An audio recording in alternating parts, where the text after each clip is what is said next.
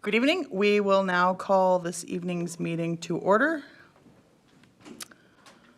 First item is confirmation of quorum by the clerk. Madam Clerk, do we have quorum?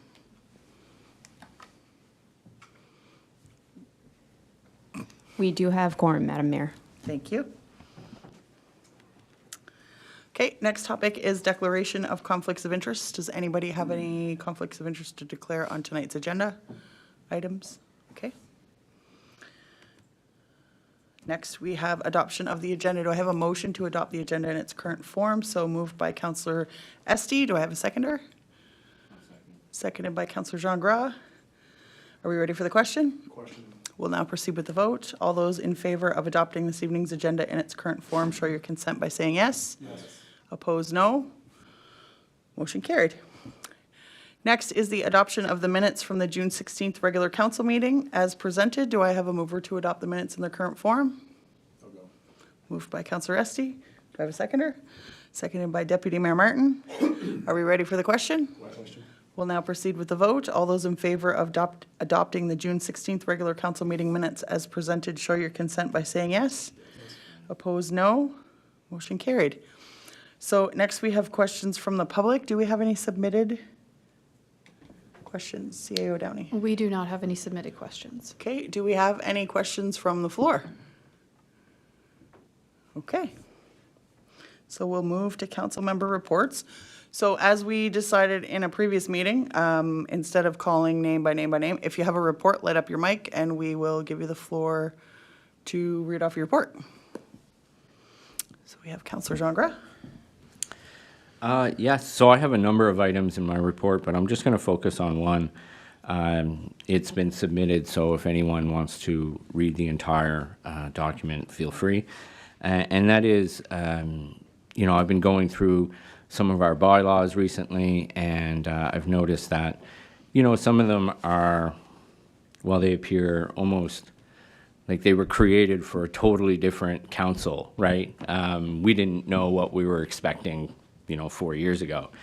So some of them are even signed off by the transition facilitator. So I would like council to consider a committee to update these bylaws, and of course it would include the clerk and whoever the mayor selects for the committee. But you know, there are a lot of examples of language errors, pronoun errors, inconsistencies, and some spelling errors, and I think that, you know, we can really tighten that up moving forward and you know, deliver a good product for the residents.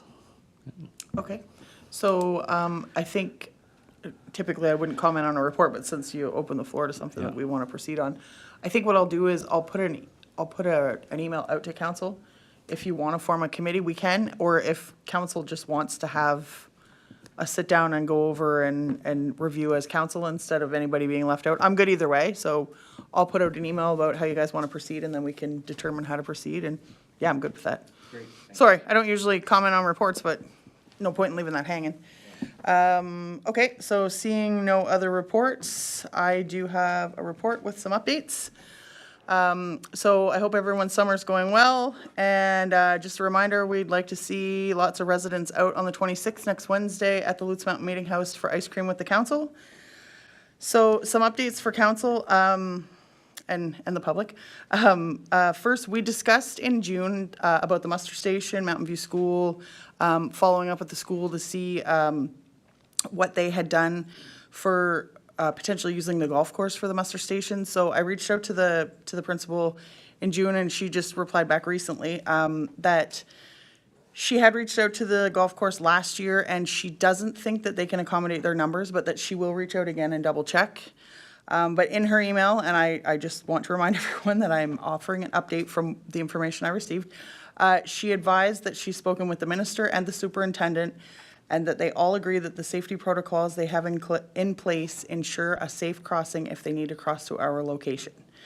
So that is sort of where that stands. But she did say she would check with the golf course again to see, just to confirm, because she said, I think that's what they said, and I'll just double check. So I also have an update on the Southeast Regional Service Commission. We had a budget working session in July. So basically, it's kind of like what we do here. They go present a budget, like the first one we would see for us to look at. They break it down for us, kind of explain the whys and wheres of where the money's going. It's not been adopted. It's subject for debate. I don't really know how much we can change if we chose to, because there's really not, I mean, a lot of it seems to be increased based on increase of cost of service. So for us, the increase appears like it's gonna be around 3%, which is $39,000. The bulk of that, actually more than the bulk of that, comes from an increase from Plan 360 and waste collection, which combined, that increase was 54. So it was actually more than our total increase. The reason for that imbalance, I guess you could say, is that the collaborative services budget, which is where the trails lie, that budget reduced on our part and again, this is the preliminary budget. This year, our contribution for the total for that service was $25,000, and next year it will be $11,000. So they've changed the model, and for the regional trail, excuse me, the municipalities will pay for maintenance, but we won't be paying for the cost of the trail. They've actually hired someone to help them do the fundraising, to fundraise, to pay for the trail. So part of the budget this year would help to cover the cost of but it's so that the municipalities don't have to pay for building the trail. So I know that was a hot topic with our council, so I just wanted to give you the update that they've made a change, and we will still have to pay for maintenance, but we won't have to pay to build the trail. There were a few highlights given at the meetings. Plan 360 was asked about outside consultants. I know we brought that up as a means of maybe getting our land use planning done. They advised against that. Apparently somebody did it and it didn't go well, so they advised that it probably wasn't the best way to go and they wouldn't recommend it. They mentioned presenting a regional land use plan in the near future. That's really all I know about that at this point. I just wanted to let you know that it was said, so there will be more coming on that. They had shared that they would be offering a new shared service of asset management. They also presented that at a meeting that CAO Downey and I attended. I don't think right now that it's a good fit for us. If anybody wants a little more information, we can talk about it. But for the assets we have and the cost of the service for us, it seemed to be a little pricey for us. It will work well for some municipalities that have a lot of assets, but not as much for us. Community development has a couple of really neat projects on the go. One of them is called it's a home share pilot. They're trying it out in Tantramar. They're working with seniors and students. They're housing students with seniors. And it's an agreement where the students are actually helping the seniors around the homes so that they can stay in their homes longer. And it sounds like a really neat pilot. They didn't have a prepared presentation for it, so I just asked a couple questions. But if I hear more about that, I'll let you know, because it sounds like an interesting pilot. And there was also, the other update I wanted to give you with that was that they gave an update on the transportation project. I know we've brought that up a few times about public transportation. Service Commission wants to offer it. It seemed to be something that was going to cost a lot of money because they were talking about it being a full-time service.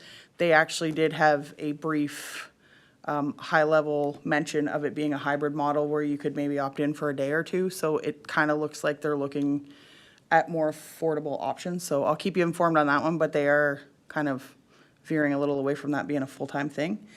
And lastly, so at the budget working session, they mentioned again, which I know I think I said this to you guys last year, they will come do a budget presentation for council if we want one. We just have to ask and get them on the list and get some dates put in. They'll also come and do presentations on any of the services we want. So, and they reminded us again at the meeting, if we want to say, hey, we'd like to hear more about garbage collection and we'd like to hear more about public transportation, they'll come and do presentations on those. So I'll just put it to you guys, if you want to email CAO Downey and I what you'd be interested in seeing, if it's the budget, if it's the, which departments, we can work with the Service Commission to have them come in so that more in-depth questions could be asked, because I think you guys would probably benefit from being able to do that. So, and yeah, that was all for me. Sorry it was kind of long, but it's been a while. Okay, so under motions, bylaws, and resolutions, we have grant requests. And the first grant request was from the Irishtown Community Center, which we discussed at the last meeting. So if I could have somebody move on that and then second it, we can, if we need further discussion, we can proceed. Okay, Councillor Murray? Whereas the Irishtown Community Center is a registered charitable, volunteer-driven, nonprofit organization that provides recreational, educational, cultural, and social opportunities to residents of Maple Hills. Whereas the Irishtown Community Center will host a Family Fun Day 2026 on September 13th, 2026 at the Geneva Willis Sports Field, a free community event expected to welcome more than 800 participants of all ages. Whereas the event promotes community engagement, inclusivity, volunteerism, and support for the local organizations, artisans, and small businesses. Be it resolved that the council approve a grant in the amount of $500 to the Irishtown Community Center in support of Family Fun Day 2026 with payment to be issued to the Irishtown Community Center. Okay, do I have a seconder for that motion? Seconded by Councillor Jean Gras. Are there any questions on the motion? Seeing none, we'll now proceed with the vote. All those in favor of awarding the grant for $500 to the Irishtown Community Center for Family Fun Day 2026, show your consent by saying yes. Yes. Opposed, no. Motion carried. So the next item is the Grace Point Church. For a grant as well, do I have a mover on that motion? Councillor Esty? Oh, there you go. Whereas Grace Point Church is a registered charitable organization, and whereas Grace Point Church is preparing for its backpack giveaway bash, which provides back-to-school supplies to children in need residing in the Lakeville area, be it resolved that council approve a grant in the amount of $500 to the Grace Point Church in support of the backpack giveaway bash with payments to be issued to the Grace Point Church. Do I have a seconder on that motion? Seconded by Deputy Mayor Martin. Are there any questions on the motion?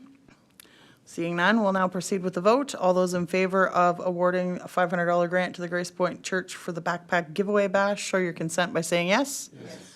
Opposed, no. Motion carried. That was a tongue twister. Yeah. So next. So next we have the circular material amending agreement motion. Do I have a mover for that? Councillor Jean Gras. Whereas the current agreement is set to expire on December 31st, 2026, be it resolved that the mayor and clerk be authorized to sign the amending agreement as presented. Do I have a seconder on that motion? Seconded by Councillor Esty. Are there any questions on the motion? Seeing none, we'll now proceed with the vote. All those in favor of signing the amending agreement for circular materials, show your consent by saying yes. Aye. Yes. Opposed, no. Motion carried. Excuse me. Okay, so we have one item left, and it is under unfinished business, and it is on the dangerous and unsightly authorization to proceed. CEO Downey, I'm assuming you must have some updates on that. I'll give a little update. Since we just met a week ago, I've not had a chance to get somebody to quote on the actual cleanup of this property.